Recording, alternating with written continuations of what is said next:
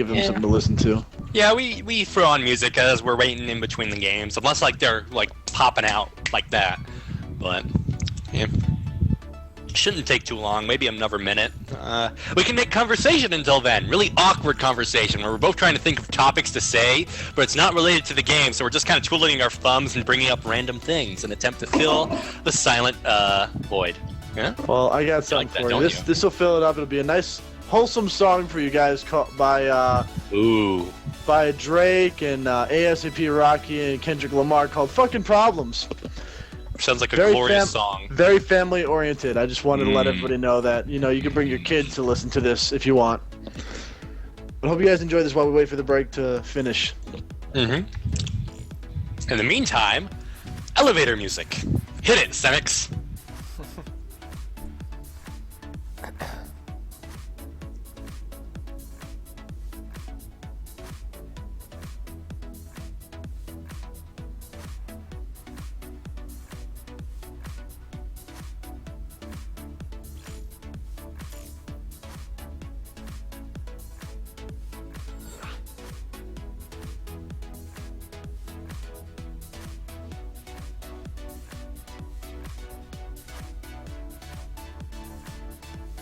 Hello. Huh? Hey, what's up, Silent? Awesome. Hey. Asylum, good game. Also, what are you doing in here? Sorry, I'll leave. It's fine. No, it's fine. It's okay. No, actually go. But seriously, GG. Thanks. Okay. Just had to do something for you, VIP. I followed you because I like the music. Well, that means I'm gonna have to shout you out, man. You know that, right? Whenever I get people following me during Clan Wars, I shout them out. Aw, that makes me sad. So now I gotta find my phone. Well, I don't own a phone, so that's a problem. Of course, I could look you up in the whitelists. I'm creepy that way. Here, I'll go onto Google and type in your StarCraft name, and suddenly it will all be revealed to me by the power of Google. It compels you! So yeah. We are moving into this game on Belshire Vestige, LE, and I never really understood that. Has it always been LE, or was there like an FR, TC? Like, seriously, I want to know these things. It was BC and then AD and then it went to LE. I don't know why they did that, I guess. But I just want to give a shout out real quick to One Troll to Rule Them All. Very fun name, by the way. Yeah, I was surprised I got it. My girlfriend asked for a shout out because she's in the channel right now trying to embarrass me. So I just wanted to say this from the bottom of. I wanted to say this from the bottom of my heart. Fuck off. I'm just kidding. I'm just kidding. I love my girl. She's actually really, really funny, and for some reason she tolerates me being a complete and utter dick to her. I don't know why. I should That's probably. That's what true love is. That's not true. That's just I don't know. What is love? Baby, don't hurt me. Alright, so who do you want to introduce? So LE actually stands for Ladder Edition. That was the actual answer. Yep. Oh. But I'll introduce Mojo this time just because I introduced T2P last time. So at the top left will be currently the King of the Hill for OD. In the purple, I don't know why he picked purple. It's a little... Okay, whatever. I'm not going to judge him. I'm not a judging person, but OD's Mojo at that top left. Purple is a manly color, unlike green, which is not a creative color. Anyhow, going down to the bottom right, in the yellow, we have the challenger. The next up, T2P. Tole. Is that how you pronounce it, Tole, or is it Toll? Because it kind of sounds like Toll. I honestly don't know. I like saying Tole, though, so that's what it is until otherwise stated. And he's Chilean, not Siberian, darn it! It's Toll. Don't worry about it too much, just for the simple fact that when I actually started casting Roblols, which was the first Terran to play, I first called him Roballs for some reason. And I think that's his actual name. No, his actual name is Roblols, because he made sure that I knew about it, because he wasn't happy that I was calling him Roballs. Well, you see, you should have just said, no, you're Roballs now. That's what you should have done. You can't let them taste your fear. They will take advantage of it. No, I decided to be nice and just call him Rob Wells, but I do encourage everybody else to call him Roballs because it drives this man nuts. And I'm a big fan of how he plays, but at the same time, I mean, you know, you gotta give him a little bit of grief sometimes. Mojo being very smart, opening up with that pool first, and then hatchery. On this map, very easy to be cannon rushed. Do not be deceived. These mineral patches, they are servants of evil! Very good at blocking off drones from killing pylons and cannons. Oh my. But both players playing relatively soon. Now, I don't know why Toss are getting so much away with not blocking off that main right there anymore. Because that's kind of how it seems. Against a lot of Zerg players, you expect, hey, a Forge Fast expan's going to come up. And then the one-gate expansions that go down, they never punish them. You know, I know quite a bit of players who, if you're going to go a one-gate on them, you're going to lose the game. Or, in general, you're just going to have a bad day. And that's kind of how... Excellent use of that, by the way. Thank you. I actually... You know, I told myself this cast, I'm like, I'm going to use it at least once. At least once. I'm going to try to get away with this and sneak through it. So, here's what's happening right now. Mojo, seeing that it's a one-gate expand, he should know his timings. He is a Masters player, a high one at that. So he's going to say, I want to play a macro game. But Tole is going to slap him across the... Ow, that hurt. Why did I just slap myself? That was stupid. You actually slapped yourself? That, you know... I slapped myself on the leg. That was a joke. Okay, I was about to say, you, sir, have earned my respect for slapping yourself, just to emphasize the point. Dedication. Yep. Yeah, my leg burns slightly now. Just slightly. Anyhow, what's coming up for Tole is very standard after a one-gate expand. He's going to move into 4-gateway aggression in all likelihood, and going to try to deny that third base from Zerg. That's what I think is going to come on up. That kind of seems like what's going down right now, too. That Cybernetics core not even down, or is it down? Where's the Cybernetics core at? I can't. Oh, there it is. Okay, I couldn't see it. It was it's just in the main. I got it. Don't judge me. But I'll Mojo, judge your poor skills. Now, what I have seen, what I have seen is Zerg players. What they do in this situation is they go, okay, my opponent is gonna be doing some aggression, so I kind of need to turtle up. And what they do is they make a roach warm, but they also make a few spines. Instead of going for that third, they plan on like a 2-gate or a 4-gate all-in kind of scenario, because if the Toss player does attack them, does try to deny that third, I've got to be a little bit worried, as in, all right, my opponent is going to be going 4-gate.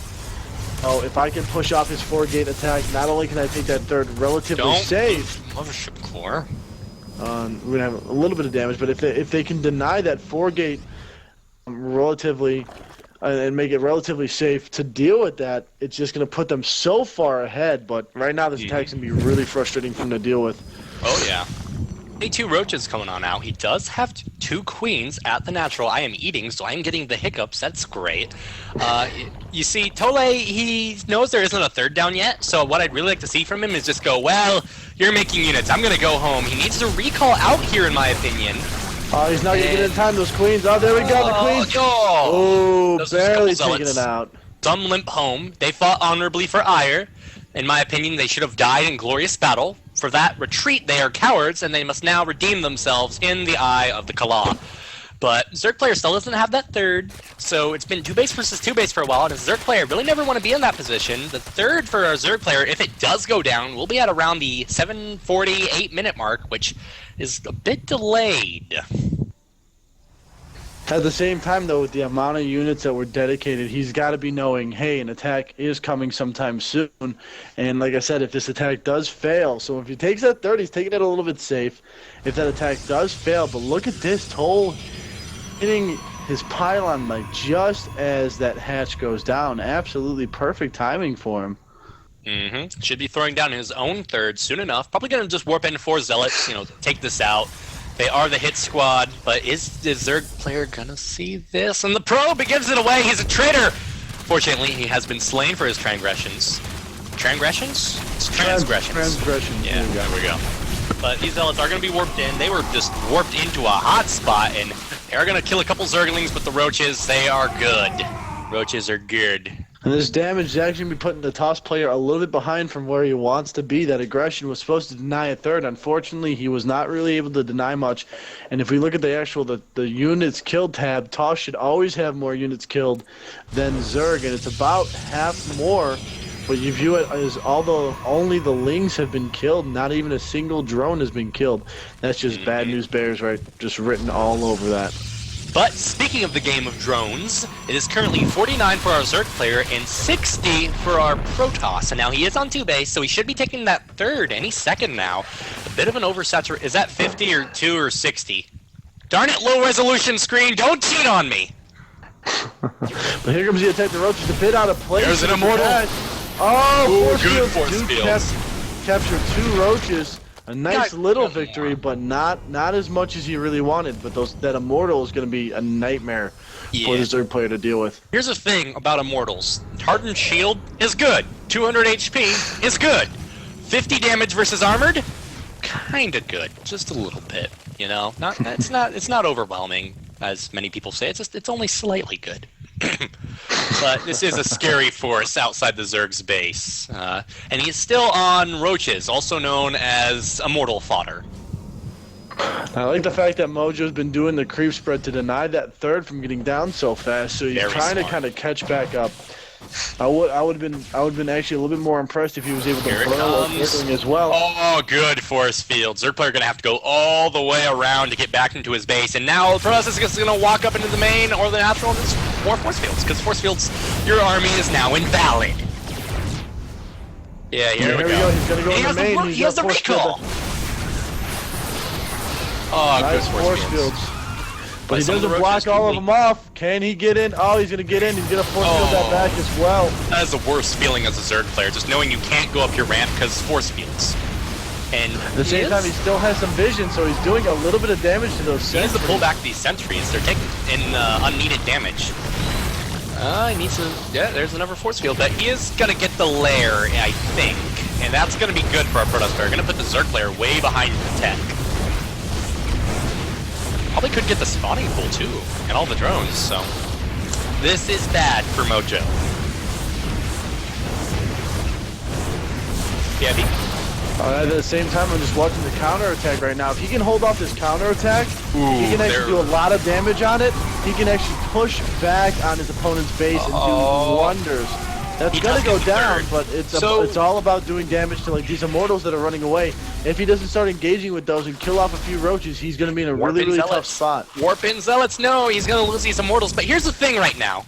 He just recalled his main army home. Zerg player's on 1 mining base, that's oversaturated as crap, and now all Zerg player has to counterattack are roaches. And Colossi are on the way. I would have liked to see more immortals, but Colossi, still kind of good units. Giant laser beams, pew pew, burn everything, war of the world's business going on here. It's definitely going to come down to how Mojo controls his army. He realizes, hey, if I don't win with this, I am in very bad shape. It does look like he only has 1/1 upgrades. That's a bit of a bad decision right there, seeing as the top does have one. Oh, here it comes. He's waiting for the attack. And force field. Great force fields. And a time warp just to boot. Didn't really need that, but Zerg player losing so much of his army. And here's the Colossi. He is the general, and Look at that. see The roaches are coming around as well, too. So he's trying to still continue this attack. Unfortunately, it's not going to work for him.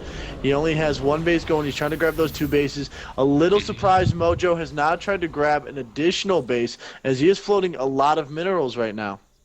And watch this Colossi. We'll see if the Membership Core does make the head ornament. That's one of my favorite things to see. It's very interesting to watch. 3rd base going down for Tole, and this attack probably going to end the game. Got to hand it to Mojo. Stay in the game for as long as he did with all that aggression coming out for Tole. He really loves those warpins. And into the 3rd, which just now finished. Great timing, and here comes the attack. These Stalkers a bit out of spot. There goes the Guardian Shield. These roaches need to basically hug this army. Oh, not the nice best hug. force fields, but... Colossus does go down, though. But immortals are kind of good. 1 immortal, 15 kills, 16 kills, 8 kills. They're just going to town, and there's the GG from Mojo. Mojo played a great game, but Warpin's good, and Immortal good, and Force Field's good. Yeah, it's just way too much for him to deal with at that point in time.